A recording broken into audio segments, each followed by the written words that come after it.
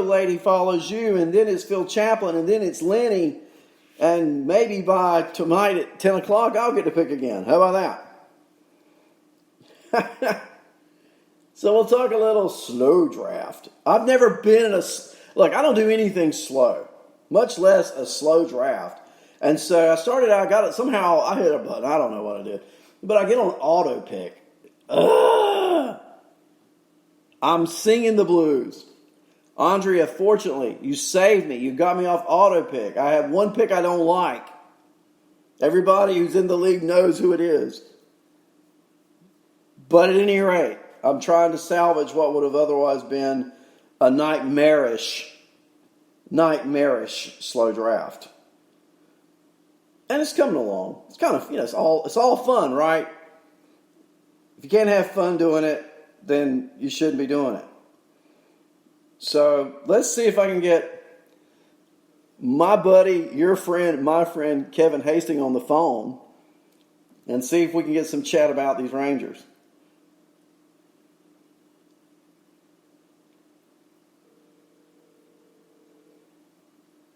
Here we go. I think we're ready. I think if I don't cut you off, I have the impeccable, the one and only Kevin Hastings on with me. Good morning.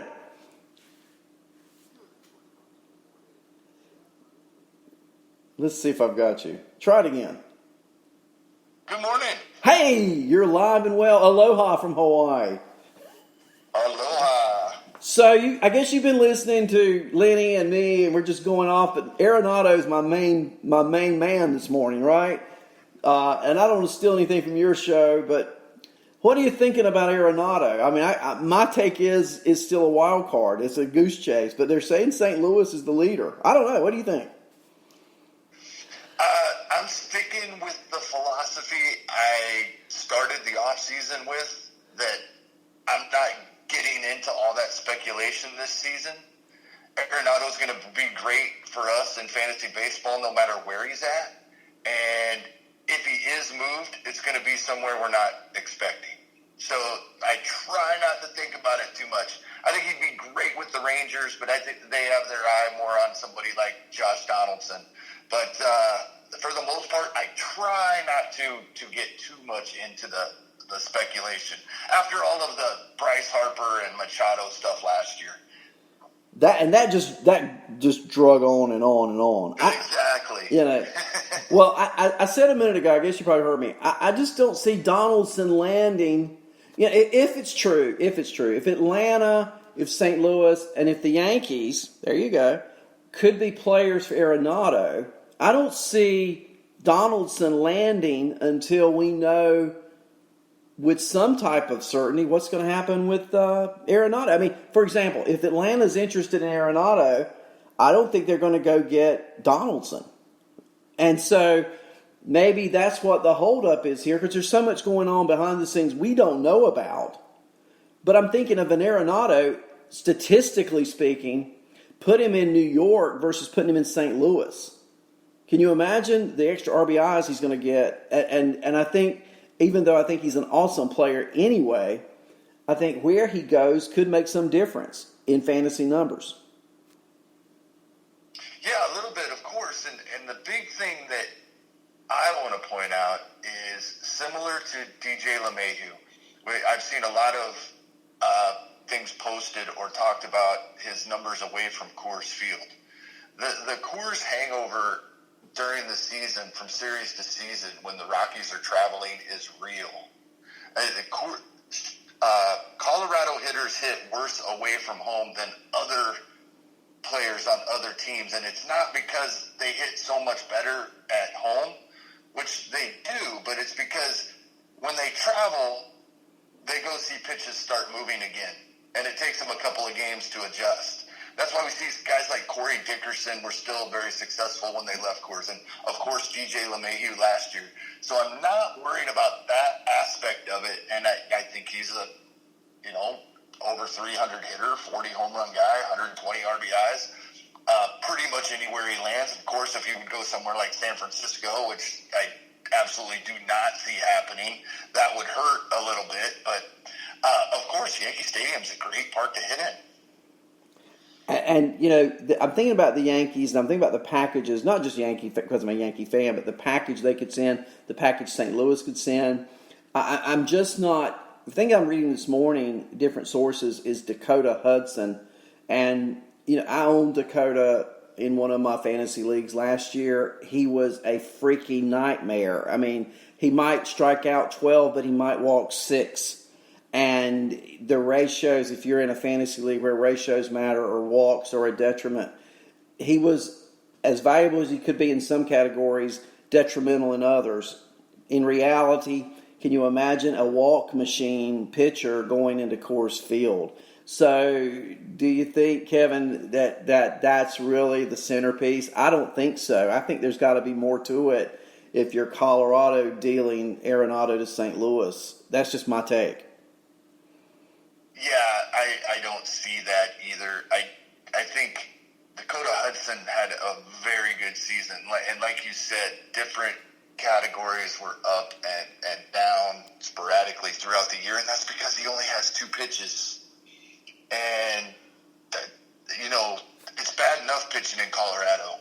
But trying to pitch in Colorado with only 2 pitches is even worse. So I just don't see that as the piece. Matt Carpenter being mentioned. I mean, come on, are you kidding me? I don't trade for Matt Carpenter. He'd have to be a throw-in at this point in his career. So I don't really – there's got to be something missing if Colorado is really that interested in dealing. Now, the St. Louis Cardinals have said we're not going to deal Tyler O'Neill, but don't you think if you could deal Tyler O'Neill and get a Nolan Arenado, it's like, when can I sign on that dotted line? Absolutely. I think, and there was a lot of speculation as soon as the Cardinals made the deal, including Jose Ramirez with the Rays, and got Liberatore back in return, that was a precursor to what exactly all the stuff you've been talking about this morning. No free agent pitcher is ever going to sign for Colorado unless it's for hundreds of millions of dollars more than they could get somewhere else. And so the only way they can get it is trading for these young guys that are under control for another 5 or 6 years. So somebody like Liberatore makes a lot of sense. And Matt Carpenter, they have Ian Desmond, they had Daniel Murphy, and they have all these young guys that we're excited to see. We're already not seeing them. Adding Matt Carpenter to the Rockies lineup would just, I'm speechless, as you can tell. Yeah, I'm with you. Well, look, just a little sneak peek, and I know you got a show coming up right after mine. Can you give us a little sneak peek what we're going to be talking about today as soon as we finish up this show? Yeah, absolutely. I'm going to talk outfielders today. I've been doing the outfielders for the upcoming draft guide for the site here. I have over 100 of them profiled. I ranked them through 120. And then what I did last minute, just yesterday, was I decided to see how my rankings compared to NFBC ADPs, and you don't have to get very far into the rankings where there's some big discrepancies. So I'm going to go over that a little bit this morning. Awesome. Well, I'm going to be listening. Hey, and aloha from Hawaii. I know it's really early where you are. What is it, about 5:30 out there? Yeah, we're running up on 5:30. Yeah. So look, it means a lot to me that you would take a few minutes before your show to come on with me. I really appreciate it. And as always, my friend. Oh, thank you, Artie. It's fun. It's a pleasure. My pleasure every time. So, chat room, stay tuned. I'm going to be done here probably about 10 or so minutes, Kevin, and I'll be looking forward to hearing from you. How about that? Sounds great. Loving your show as always. Aloha. You're the man. Aloha. And that was the one and only Kevin Hastings. Aloha from Hawaii comes up right after my show. I want to thank him so much for coming on and sharing that. So, good insight coming up on outfielder positions. I'm going to be doing that pretty soon, not necessarily by position, but taking a look at teams, players, prospects, okay? I want to look at some prospects who may be making a dent. I'm going to start that next week, looking at high-rated prospects, maybe some that aren't so high-rated, who may be getting a shot with the major league clubs. And something I think we got to take a look at and really think about, I haven't talked about yet this morning, I kind of want to get into this a little bit, is the Chris Bryant saga and the precedent that could very well be set with his hearing that's going on. And in case you've been in a cave and don't know, you know that, well, here's what you don't know if you've been in a cave. Bryant has a case that's before an arbiter. It's yet to be resolved, and I think every day that passes, it makes it a little bit more believable Bryant may win the case. But what he has contended is, we got these prospects every year. It's somebody. Last year it could have been Yordan Alvarez. But they are not called up at the beginning of the year, and it's for service time issues. Well, Bryant has challenged that, saying that the year he was called up late, he should have been on the Major League roster day one because of the spring he had, in essence. And what does that do? Well, if he wins, that makes him 1 year closer now to free agency. And so any trade involving Chris Bryant, the owners of the teams have to be cognizant of that hearing that has yet to be resolved. And what does it do going forward? Well, here's what it does. If Bryant wins the case, let's take a player like Nick Madrigal for the White Sox, who I've talked about a lot on the show. Madrigal will be the primary second baseman on the south side of Chicago this coming season. But the way it is right now, he will not, in all likelihood, start the season with the White Sox in Chicago. He will probably start the season in Charlotte, North Carolina, with the Knights. Why? Service time. Because if he waits a few weeks into the season, as Chris Bryant did his rookie year, the parent club retains that extra year of control over the player. If Bryant wins the case, then that means the Cubs lose that year, meaning he becomes a free agent a year sooner. And it is the baddest part of town.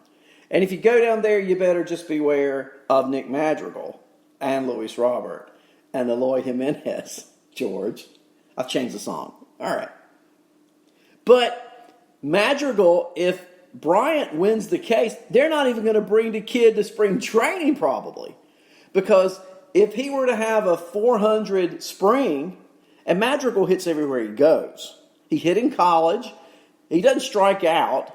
And against minor league pitching in spring training, which is ludicrous that you can make a ruling based on what a hitter does against minor league pitching in spring training. Because if you've been to minor league games, or spring training games, in spring training games, you see a lot of 97s and 92s on the back of jerseys.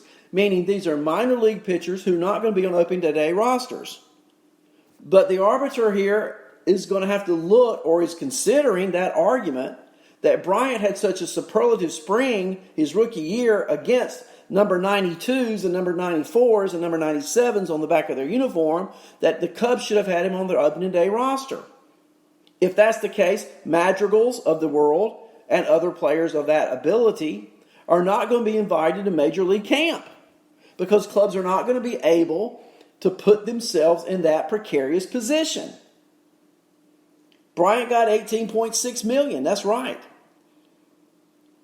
But the big issue here is, will the arbiter set this precedent? Now, I don't think they will, but I would have thought a decision would have been out by now already. And any trade talks involving Bryant, this issue's got to be resolved, because if you trade Chris Bryant, is the club you're trading to going to have him for 1 year or two? Because if it's only 1 year, you're not going to send the prospects that you might if it were 2. Makes sense, right? So let's keep our eye on the Chris Bryant precedent to be determined. Interesting argument going on. I think it's got to go the way of the owner, but hey, could I be wrong? You better believe I could be wrong. Other free agent news. Alex Wood, the lefty, oft injured last year. Back in L.A.